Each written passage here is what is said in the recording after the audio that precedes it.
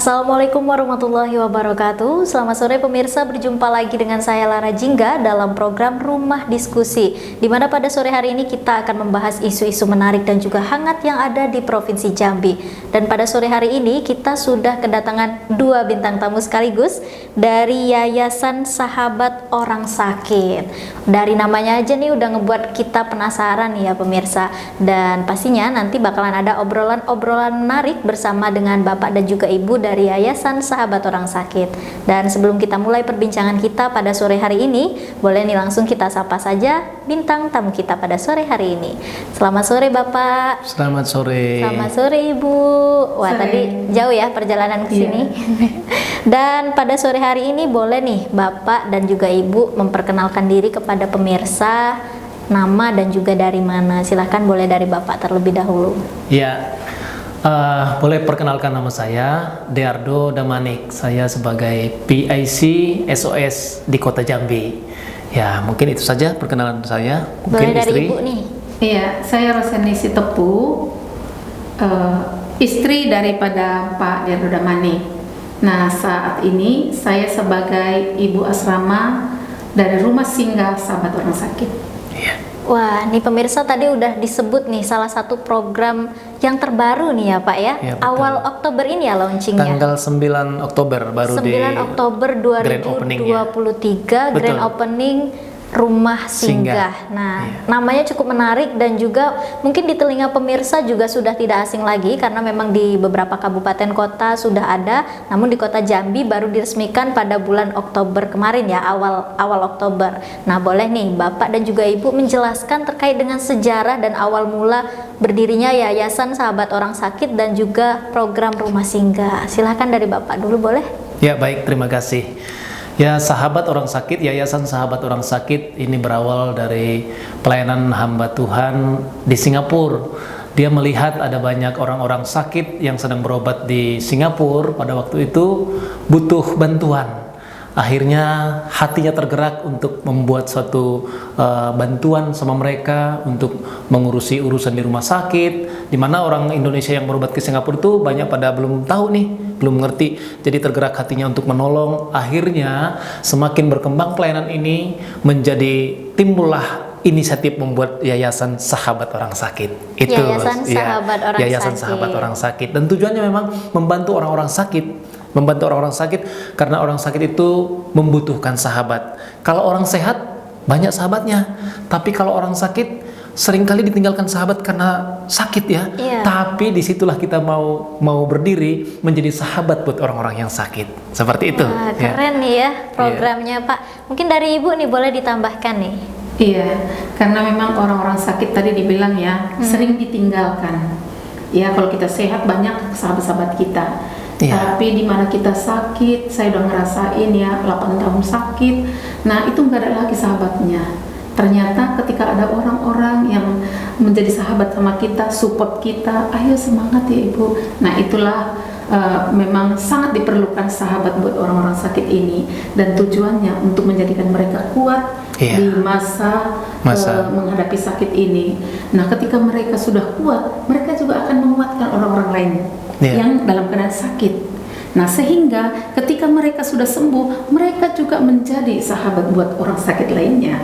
Berarti lebih ke memotivasi ya Bu ya. Iya. Betul. Karena orang sakit ya pasti bakal sembuh gitu kalau Tuhan berkenan gitu Iya. ya. Betul. Kalau boleh saya tambahkan ya, seperti Ya. yang dibilang Ibu tadi, memang pelayanan di Sahabat Orang Sakit ini memang kita melayani dengan penuh kasih ya buat orang-orang sakit, sehingga orang-orang yang sakit itu dikuatkan di masa-masa sukar mereka, di masa-masa sulit mereka, sehingga mereka bangkit dari keterpurukan mereka, dari rasa sakit mereka. Akhirnya ketika kita ada menjadi sahabat mereka, mereka bersemangat. Dan itu akan mendatangkan kesembuhan buat mereka. Iya. Ya. Dan kemudian ketika mereka sudah sembuh, kita juga ajak mereka supaya mereka juga tergerak hatinya untuk memotivasi orang-orang yang sakit lainnya di mana mereka ada. Artinya, contoh, kita sedang melayani orang sakit dari luar kota, contohnya, mungkin dari Bungo, ya. Setelah mereka sehat, pulih, kembali ke Bungo, mereka juga memotivasi orang-orang yang sakit yang di Bungo, di mana mereka tinggal, gitu, seperti itu. Jadi berkesinambungan, saling memotivasi, berkesinambungan, seperti itu. Memberi energi positif untuk orang sakit. Iya. Gitu. Dan ini menarik sih sebenarnya Pak, Bu, karena dari tadi saya mendengarkan Bapak dan Ibu menceritakan terkait dengan sejarah yayasan dan juga rumah singgah ini, timbul pertanyaan baru nih. Bapak dan Ibu ini termotivasi dari mana nih? Dan kira-kira feedback apa yang Bapak dan Ibu dapatkan dari mengelola yayasan dan juga rumah singgah ini? Karena tadi ketika Bapak dan Ibu jabarkan, keren banget nih gitu kan, ada di kota Jambi gitu. Iya. Mungkin Ibu dulu. Ya, silakan Ibu. Kalau saya sendiri ya sudah nerima, sudah ngalamin gitu ya. Saya waktu itu sakit dan rumah sakit itu udah pindah-pindah selama setahun aja, ada 4 rumah sakit gitu. Sampai akhirnya saya dibawa keluar di Penang ya, Malaysia. Di situ itu kita memang gak ada sahabat, bahasa juga beda. Ternyata ada orang Indonesia yang menjadi sahabat orang sakit di sana. Dan setiap hari mereka kunjungin, support untuk kita boleh semangat, Ibu semangat ya. Cuman itu sebenarnya mereka nggak kasih duit juga sama kita, tapi saya semangat. Akhirnya saya sepertinya ada harapan hidup lagi gitu loh. Sekalipun dokter katakan saya itu memang sangat minim lah ya, karena saya udah memang sakitnya komplikasi. Nah, tetapi puji Tuhan ya, saya bisa hidup sampai hari ini ya, itu karena memang udah ngerasain ya pertolongan juga lewat sahabat-sahabat yang setia terus mendampingi kita. Nah, itulah membuat saya janji gini, nanti kalau saya udah sembuh, saya juga mau mendampingin orang-orang sakit di rumah sakit atau orang-orang terpenjara kayak gitu. Itu. Berarti motivasinya dari pengalaman pribadi. Betul, ya. Iya. Kalau saya juga ya seperti itu, karena mengingat waktu 10 tahun yang lalu, 2013 ya, awalnya kami tinggal di luar kota di daerah Tungkal, tapi karena istri saya sakit bolak-balik, akhirnya kami ngontrak di kota Jambi ini, dan berobat bolak-balik ke rumah sakit, dan pada akhirnya harus dirawat di rumah sakit selama 3 bulan, dan di situ sepertinya nggak ada pengharapan. Sepertinya nggak ada lagi harapan untuk bisa hidup, dan istri saya pada waktu itu dalam 3 bulan dirawat itu berat badannya turun sampai 21 kilo, dan dia bilang bahwa saya pulang, saya mau melihat anak-anak kita, yang terakhir saya mau meninggal di Jambi. Waduh, hati saya begitu ya gimana lah ya. Iya, Pak. Istri berkata seperti itu, tapi saya bilang kita harus bangkit. Saya percaya ada Tuhan yang sanggup tolong kita, yang tidak mungkin Tuhan sanggup membuatnya ya, tidak ada yang mustahil bagi Tuhan, itu ya prinsipnya. Itu sebabnya ketika kita tetap doa sama Tuhan, berusaha dan lihat mujizat itu nyata ya. Kalau kemarin dia sudah pernah cuci darah dan fungsi ginjalnya tinggal 25% dan tidak lagi harapan untuk bisa pulih kembali, kata medis ya pada waktu itu, tapi bersama dengan Tuhan tidak ada yang mustahil. Itulah yang membuat kami bersemangat bahwa ketika kita berharap sama Tuhan ya yang Maha Kuasa, ya tidak ada perkara yang mustahil. Itu sebabnya itulah yang memotivasi kami tergerak hatinya untuk melayani orang-orang sakit. Separah apapun di rumah sakit pasti bisa. Kalau Tuhan mau sembuhkan, pasti bisa sembuh. Seperti itu, bangkitkan semangatnya. Seperti itu. Sedikit terharu nih dengarnya sampai wah gitu, luar biasa sekali ya Bapak dan Ibu ini. Istri saya sudah 21 kali operasi ya, dan sampai dia sudah trauma sebenarnya masuk ruang operasi, tapi harus dijalani ya. Pada waktu dia awalnya cuci darah, saya nggak berani ambil keputusan waktu itu. Pak, nggak ada cara lain selain dari cuci darah, Pak, sama dokter, kalau Bapak tidak mau bawa Ibu cuci darah, Bapak akan nyesal seumur hidup. Akhirnya saya ambil keputusan, oke, kalau memang ini caranya untuk sembuh, pasti sembuh, seperti itu. Dan puji Tuhan, sampai sekarang itu sudah 10 tahun yang lalu. Itulah yang membuat kami terus termotivasi. Kalau Tuhan berikan kita hidup sampai hari ini, kita harus menjadi berarti, harus bermanfaat buat orang-orang lain. Seperti itu. Iya. Boleh saya tambah? Boleh, Ibu, silakan. Maksudnya artinya sekalipun 10 tahun yang lalu ya itu proses, sampai hari ini masih proses sih. Saya masih pakai ginjal satu dan yang satu ini masih proses untuk terus pengobatan. Tapi saya nggak fokus dengan itu. Sakitnya, saya ya. fokus dengan bagaimana hidup selagi saya masih hidup. Saya ini boleh berarti dengan orang lain gitu loh, dengan sentuhan saya, dengan kasih yang ada pada saya. Kalau saya bisa jalan hari ini, saya bersyukur karena saya sudah sempat terbaring seperti orang meninggal gitu ya. Tapi kalau hari ini saya bisa jalan, bagi saya ini satu kesempatan. Anugerah, Saya ya. akan nyatakan sama orang banyak. Saya nggak peduli dia dari mana, suku apa, agama apa. Saya nyatakan kasih itu sama mereka. Itu ya. Supaya mereka Jadi, bangkit. saya kan sudah sempat kanker payudara, umur saya tinggal 3 bulan lagi, dokter vonis seperti itu. Tapi buktinya saya masih hidup sampai hari ini. Terus saya juga udah ginjal, hati, limpa, Tumor batu ganas. empedu sampai hari ini. Dokter belum bisa operasi ya, karena ginjal saya belum sempurna untuk terima obat-obat yang begitu keras. Jadi kalau saya itu kesakitan, saya cuma nahanin ke beberapa menit, ditahankan. Nah, saya juga paru-paru, saya juga kemarin itu sempat kena COVID ya. Terus jantung tahun kemarin bulan 11 itu saya stroke ringan karena kelelahan, banyak banget orang yang sakit sehingga saya tidak bisa mengontrol diri untuk istirahat, sehingga saya Drop juga ya? drop juga, iya, karena orang dari luar kota itu ya banyak, bahkan nginap di rumah kami, belum ada rumah singgah ya, kita tampung di rumah kita, dan Ada yang itu nggak cancel. mudah. Saya teleponin perawat, saya teleponin lagi orang-orang lain untuk bisa bantu, karena kondisi saya juga masih lemah. Nah, apa yang bisa kita buat, itulah yang kita buat. Nah, sekarang puji Tuhan ada rumah singgah, nah saya bisa ada di sana, banyak lagi orang-orang yang bisa kita tolong ya. Iya. Pemirsa, itu dia tadi sejarah singkat dan juga menarik nih ya dari Yayasan Sahabat Orang Sakit dan juga Rumah Singgah. Untuk itu jangan kemana-mana, tetap di BTV Jambi.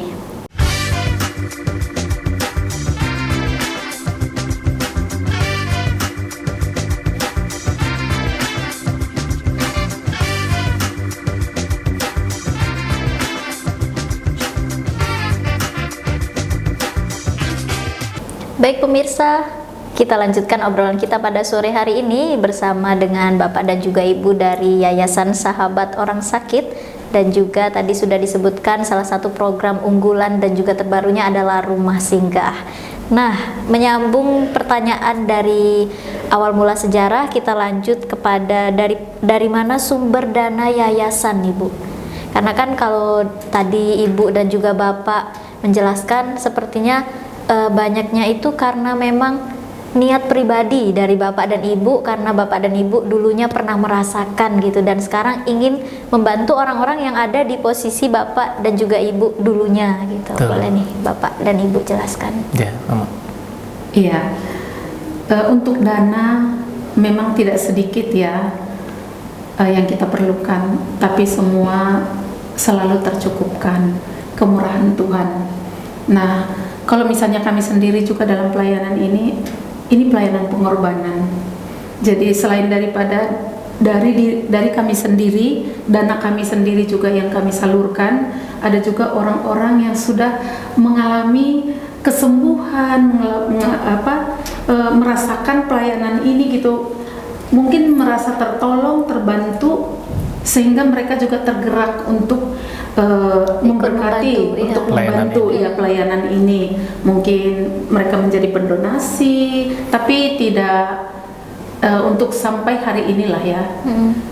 Kami belum temukan yang memang benar-benar berdonasi secara rutin, belum ada. Secara permanen ya. Secara permanen belum ada.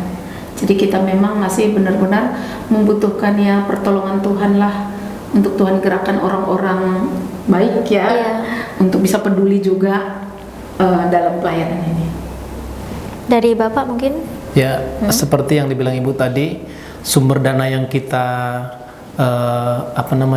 yang kita harapkan memang sepenuhnya berharap sama Tuhan. Jadi kita harus adapun pasien-pasien yang di rumah singgah itu kita ajak berdoa, kita minta sama Tuhan, biarlah Tuhan yang menggerakkan hati orang-orang supaya ketika mereka mendengar berita ini, mendengar tentang kabar ini, mereka juga tergerak hatinya oleh belas kasihan. Dan rata-rata orang-orang itu adalah orang-orang yang pernah mengalami sakit, yang banyak tergerak hatinya karena mereka sudah mengalami sedang mengalami.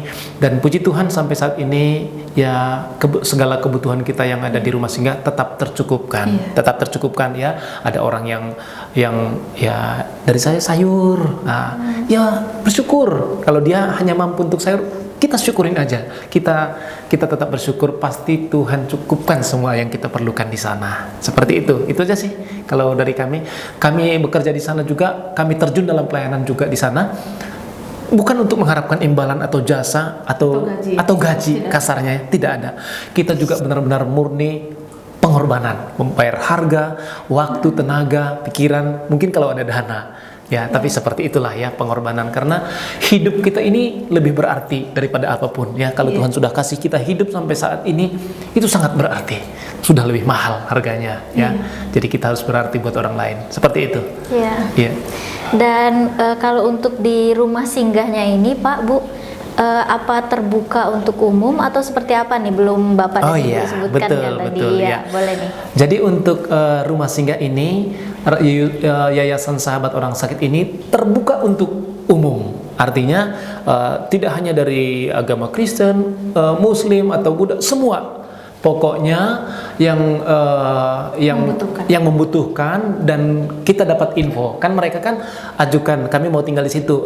Bagi mereka yang mengajukan itu boleh masuk, asal kamar masih tersedia. Karena kamar di sana ada 4 kamar. Ada 6 kamar, 4 kamar di lantai 2 kamar di lantai 1, dan ada free wifi dan disediakan makan ala kadarnya, seperti itu. Jadi terbuka untuk umum khusus luar kota. Iya, khusus luar kota. Ya, diutamakan luar kota. Ya. Dan tidak dipungut biaya. Tidak dipungut biaya. Tidak. Ya, tapi ada persyaratan satu lagi, hampir lupa. Persyaratannya tidak boleh yang penyakit menular, karena itu akan mengganggu pasien-pasien yang lainnya nanti. Jadi makanya ada perlu mengisi form terlebih dahulu. Jadi di situ tertera itunya penyakitnya. Jadi apabila dia penyakit menular, maaf, rumah singgah tidak bisa menampung kalau untuk penyakit menular. Hanya itu saja. Berarti rumah singgah ini memang sangat bermanfaat untuk orang-orang yang domisilinya di luar kota Jambi. Iya, karena kita juga banyak ke rumah-rumah sakit. Contoh di Mata Air kemarin, di mana-mana kita sering melihat orang yang tidur di benar banget itu, bawah tangga, aduh. Jadi pakai alas tikar, betul, ya Pak ya. Ya orang tua lagi ya. Jadi kita terlihat itu, kita pengen mereka boleh lebih layak tinggal seperti itu. Ya, dengan rumah singgah. Dengan rumah singgah. Ya mungkin orang juga belum tahu ya alamatnya ya. Nanti setelah nonton tayangan ini, semoga pemirsa di rumah jadi tahu nih ya Pak ya. Betul ya. Karena ini termasuk solusi juga, meringankan beban keluarga juga. Iya. Dan untuk lokasinya ini di mana nih Pak? Untuk lokasi tepatnya di Jalan Slamet Riyadi, RT 16 nomor 3. Broni, daerah Broni ya, daerah Broni. Kalau mungkin luar kota yang pernah ke Broni, dekat pom bensin ya, dekat pom bensin sana, dekat dari situ. Tapi kita dekat di pinggir jalan. Kalau orang naik angkot juga pas di tepi jalan, Jadi tidak susah untuk alamatnya, menemukannya nggak susah. Ada nomor kontak nanti yang bisa dihubungi, dihubungi. Untuk lebih jelasnya. Iya, cukup menarik sekali obrolan kita pada sore hari ini. Dan untuk closingnya nih Bapak Ibu, mungkin boleh menyampaikan harapannya untuk pemerintah Provinsi Jambi itu seperti apa?